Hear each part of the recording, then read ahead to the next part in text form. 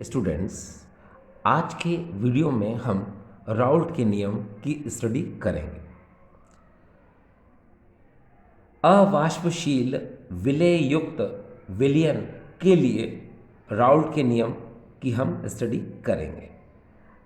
आप जानते हैं कि कोई भी विलयन दो घटक विलायक एवं विलेय से मिलकर बनता है। यहाँ पर विलायक हम वाष्पशील लेते हैं और विलेय जो है हम अवाष्पशील लेते हैं।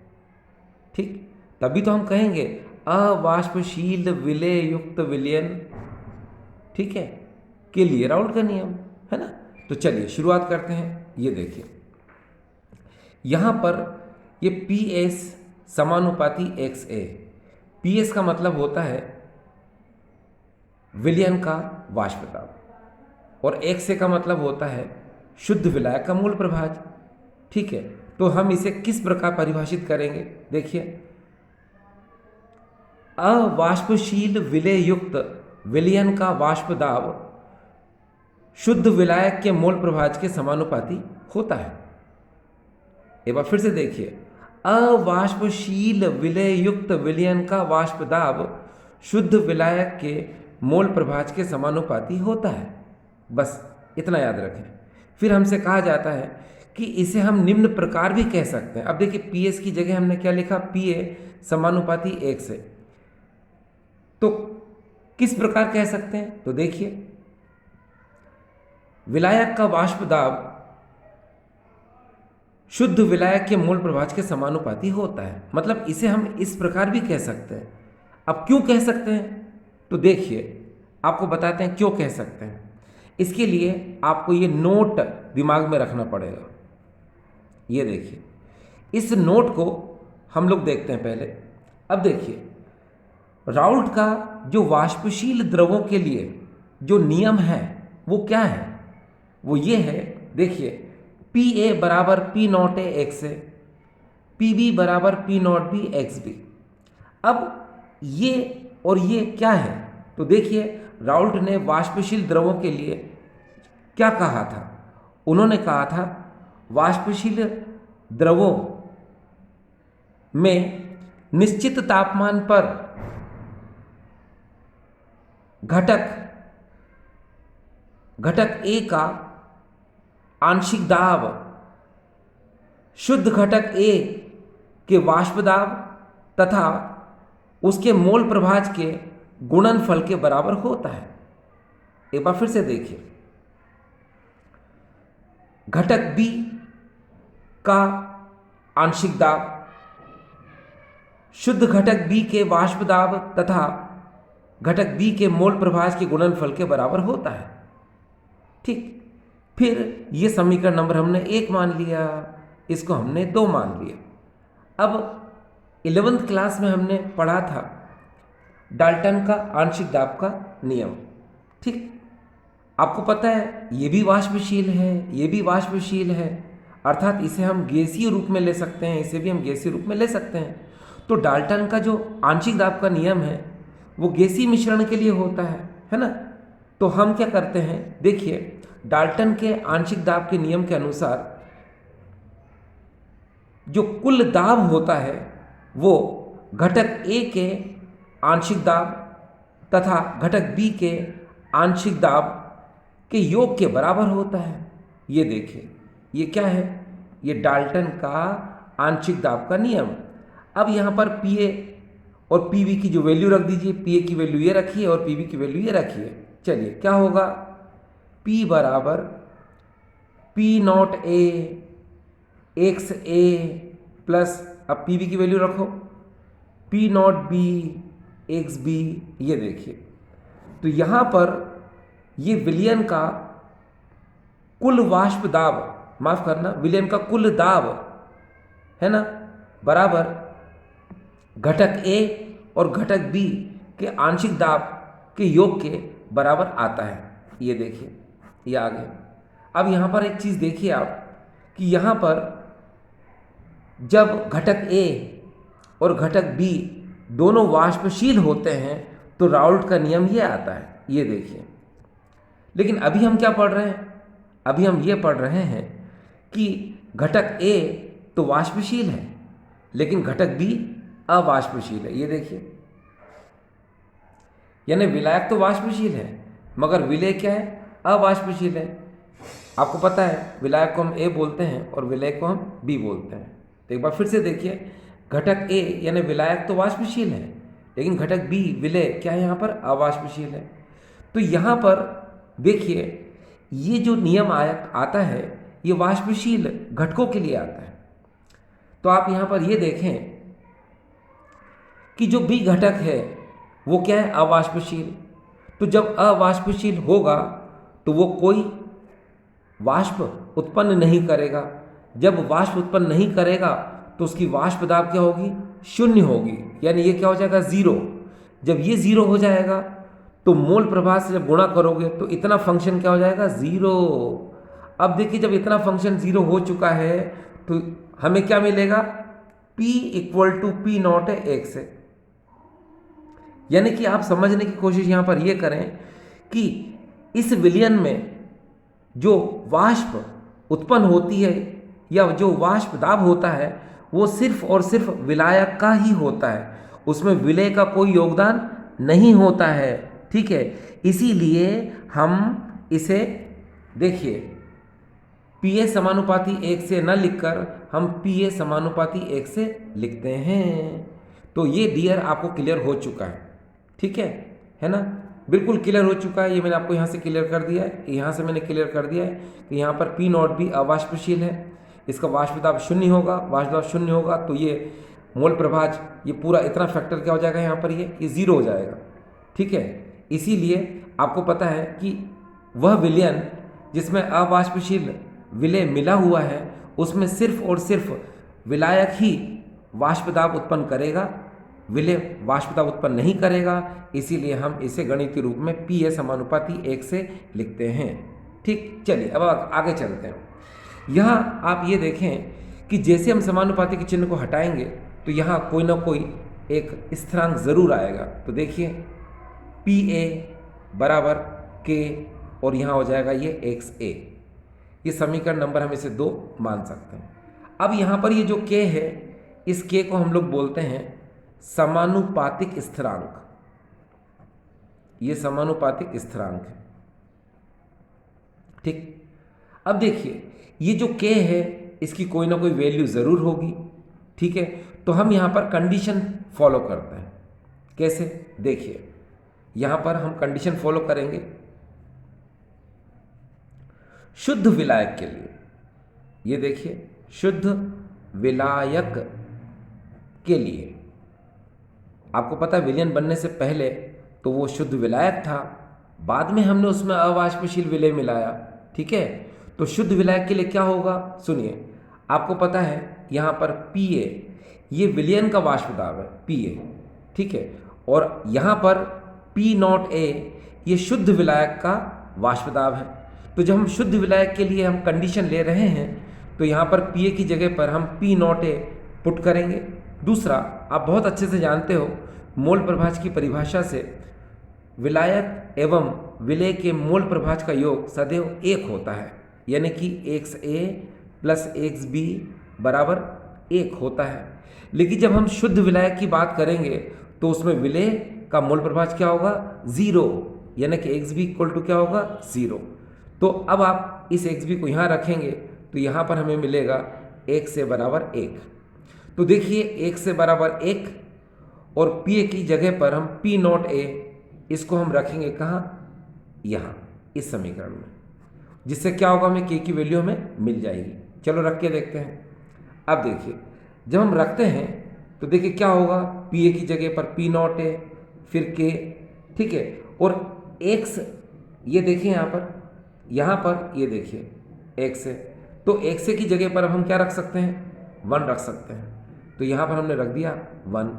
तो एक्चुअल वैल्यू अब के की क्या आएगी, ये देखिए पी नॉट ए बराबर हमें के मिल गया, यानी के का मान हमें प्राप्त हो चुका है, कितना, पी नॉट ए। अब इस के का मान यानी पी नॉट ए को हम वापस पुट करेंगे कहाँ पर, यहाँ। जब यहाँ पुट करेंगे तो आपको क्या मिलेगा, चलिए देखते हैं क्या मिलेगा। ये है पी ए बराबर के की जगह पर आपने मान रखा पी नॉट ए, और वहाँ एक से तो था ही, ये देखिए। ठीक, अब ये समीकरण नंबर मान लो आप, ये 3 है। अब आप बहुत अच्छे से जानते हो, ये देखिए एक्स ए प्लस एक्स बी बराबर 1 होता है। तो यहाँ एक्स ए के स्थान पर आपको वैल्यू पुट करना है, तो क्या करेंगे, सिंपल, एक्स बी को उधर ले जाओ, तो यहाँ पर एक्स ए बराबर 1 माइनस एक्स बी हो जाएगा। अब आप इस एक्स ए की वैल्यू 1 माइनस एक्स बी को यहाँ पुट कर सकते हैं। जब पुट करेंगे तो क्या होगा, पी ए बराबर पी नॉट ए ब्रैकेट में हो जाएगा 1 माइनस एक्स बी, क्योंकि आपने एक्स ए के स्थान पर 1 माइनस एक्स बी को पुट कर दिया। ठीक, तो अब आपको इतनी वैल्यू मिल गई। अब क्या होगा, अब इसका मल्टीप्लाई कर दो, तो देखिए पी ए बराबर P not A minus P not A X B, ये इतना मिला। अब क्या होगा, ये जो इतनी माइनस की वैल्यू है इसको इक्वल टू के हम इस तरफ लाएंगे, और पी ए इसको हम इक्वल टू के उस तरफ ले जाएंगे, तो क्या होगा, ये देखिए, ये है P not A X B बराबर P not A minus P A, इतना आ गया। अब अगर हम चाहें तो उसको और एडजस्ट कर सकते हैं, इस पी नॉट ए को इसके अपॉन में लाएं, तो क्या होगा, देखिए P not A minus P A upon, यहाँ पर हो जाएगा पी नॉट ए बराबर एक्स बी, ये देखिए, ये हमें प्राप्त हुआ। अब आप जानते हैं डियर कि ये क्या है, तो सुनिए, P not A minus P ए, एक बार फिर से देखिए, यहाँ पर इतनी वैल्यू को देखें आप, P not A minus P ए, इसे हम बोलते हैं वाष्पदाब अवनमन, यानी कि विलयन के वाष्पदाब में अवनमन, P not A minus P A. ठीक, लेकिन ये P not A minus P A में जब हम इस शुद्ध विलायक के वाष्पदाब का भाग देते हैं तो हम आपेक्षिक, अब बोलेंगे आपेक्षिक वाष्पदाब अवनमन। एक बार फिर से देखिए, P not A minus P ए को हम लोग बोलते हैं वाष्पदाब अवनमन, लेकिन जब इसमें हम पी नॉट ए का भाग देते हैं, है ना, तो इसे हम कहते हैं आपेक्षिक वाष्पदाब अवनमन। ठीक है, आपेक्षिक वाष्पदाब अवनमन। तो ये जो विलयन का आपेक्षिक वाष्पदाब अवनमन है, ये विलेय के मोल प्रभाज के बराबर है। ठीक है, तो इस समीकरण से आपको क्या ज्ञात हुआ, इस समीकरण से हमको ये ज्ञात हुआ कि किसी भी विलयन का आपेक्षिक वाष्पदाब अवनमन विलेय के मोल प्रभाज के बराबर होता है। ठीक है, राउल्ट से हमें एक चीज का और ज्ञान मिला, क्या, किसी भी विलयन का आपेक्षिक वाष्पदाब अवनमन विलेय के मोल प्रभाज के बराबर होता है, ये हमें यहाँ से प्राप्त हुआ। अब अगर हम इसे चाहें तो इसको आगे भी और बढ़ा सकते हैं। ठीक है, चलिए आगे शुरू करते हैं। देखिए, इसके लिए हमें क्या करना पड़ेगा, यहाँ पर देखिए, ये मैं आपके लिए एक बार फिर से इसको लिख देता हूँ, P not A minus P A upon, ये हो जाएगा P not A equal to X B. ये देखिए डियर, ये मैंने आपके लिए यहाँ पर फिर से लिख दिया ताकि you can understand very well, आप अच्छे समझ सकें। देखिए लिसन, ये आपको पता चल गया, ये वही है जो भी हमने प्राप्त किया। अब आप बहुत अच्छे से जानते हो क्या कि ये देखिए, ये जो एक्स बी है ये विलेय का मोल प्रभाज है। ठीक है, और आपको पता है ये जो विलेय का मोल प्रभाज है ये एक्स बी, ये देखिए एक्स बी, तो ये होता क्या है, तो देखिए ये विलेय के मोलों की संख्या तथा विलायक एवं विलेय के मोलों की संख्या का अनुपात होता है। आपको पता होगा कि ये विलेय का मोल प्रभाज है, तो विलेय का मोल प्रभाज है तो यहाँ पर ऊपर विलेय के मोलों की संख्या आती है और बटे में हमेशा कुल मोलों की संख्या आती है। तो आपको पता है विलायक के मोलों की संख्या एवं विलेय के मोलों की संख्या, यही आना है। ठीक, चलिए, अब आप बहुत अच्छे से जानते हो कि विलायक हमेशा ज़्यादा मात्रा में होता है किसी भी विलेय में। ठीक, और विलेय क्या होता है, हमेशा कम मात्रा में होता है।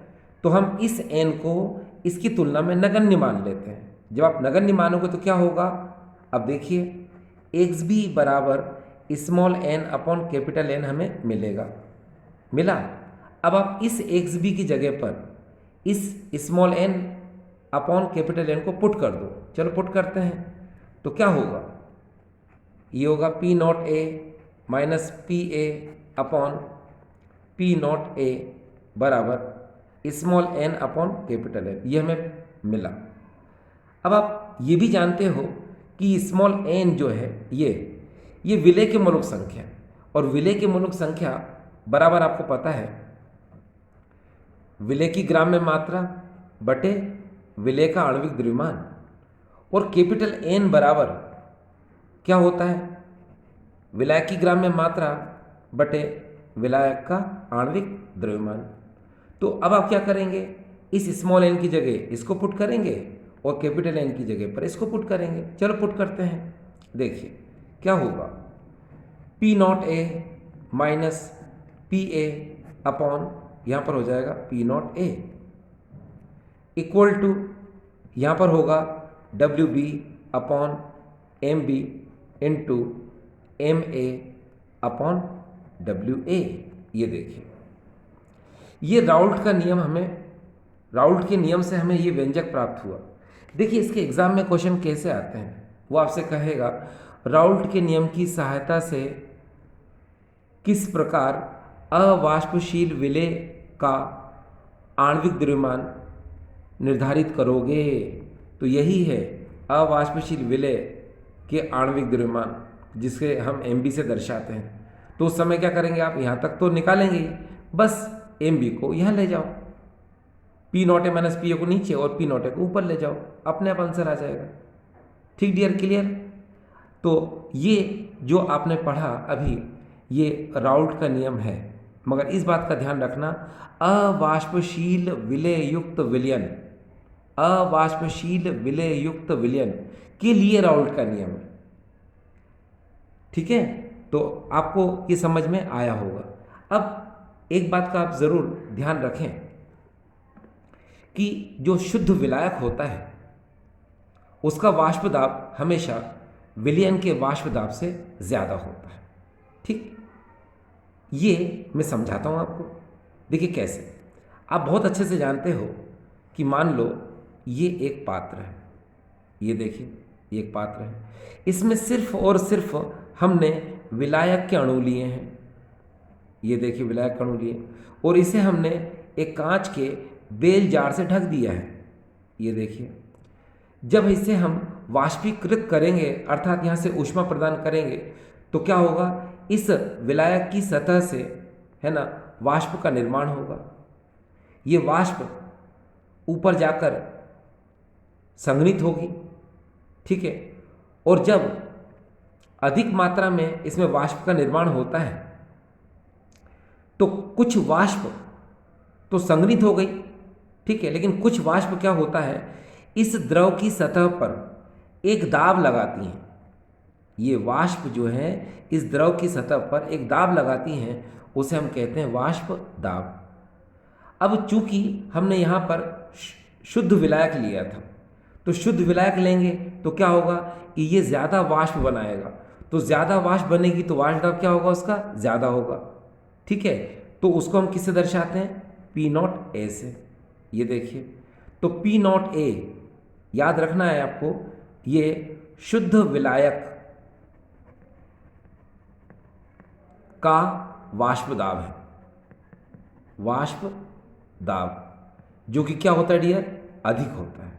अब इसको हम सिद्ध करेंगे कि ये अधिक क्यों होता है। ठीक, अब सुनिए, हमने क्या किया, हमने एक दूसरा पात्र लिया, यहाँ पर जितनी मात्रा में हमने यहाँ विलायक लिया था उतनी ही मात्रा में हमने फिर से या इस पात्र में हमने विलायक ले लिया। ये देखिए, लेकिन हमने इसमें अतिरिक्त मात्रा में यानी थोड़ी सी मात्रा में हमने इसमें अवाष्पशील विलय को मिला दिया। ये देखिए, ये अवाष्पशील जिसको कि मैं ऐसे भी दर्शा सकता हूँ। ये देखिए, ये अवाष्पशील विलय के अणुओं को मैंने मिला दिया। अब आपको थोड़ा सा यहाँ नज़र आ रहा होगा कि ये जो डार्क ब्लू है ये मान लो विलय है। और कौन सा विलय है ये? अवाष्पशील। और जो वाइट और ब्लैक नज़र आ रहा है आपको, ये है विलायक। अब विलय और विलायक दोनों इसमें हैं, तो पूरी तरह से ये क्या हो गया? अब विलयन, ये हो जाएगा विलयन। अब इसे भी हम बेल जार से कवर कर देते हैं, अर्थात इसे भी हम ढक देते हैं। तो जब आप इसे वाष्पीकृत करोगे तो क्या होगा? तो सुनिए, ये जो विलायक है ये तो वाष्प बना लेगा, ये भी वाष्प बना लेगा, ये भी वाष्प बना लेगा, लेकिन जो अवाष्पशील विलय है ये वाष्प का निर्माण नहीं करेगा, ये इस द्रव की सतह से नहीं हटेगा। ठीक है, तो इसके नीचे जो विलायक है ये, इसको भी वाष्प नहीं बनाने देगा। देखो यहाँ पर नहीं बनाने देगा, इधर भी देखिए यहाँ पर भी नहीं बनाने देगा। ठीक है, यहाँ पर भी देखिए नहीं बनाने देगा। तो क्या होगा? इसमें यहाँ पर कम वाष्प का निर्माण होगा। जब कम वाष्प का निर्माण होगा तो वाष्प दाब क्या होगा डियर? कम होगा। ठीक है, तो यहाँ से एक बात क्लियर हो गई क्या? कि शुद्ध विलायक का वाष्प दाब अधिक है, लेकिन विलयन का वाष्प दाब, जिसे हम यहाँ पर PA से दर्शा रहे हैं, ठीक है, ये क्या है? विलयन का वाष्प दाब है। ठीक, जो कि क्या है? इस शुद्ध विलायक के वाष्प दाब से डियर क्या है? ये कम है।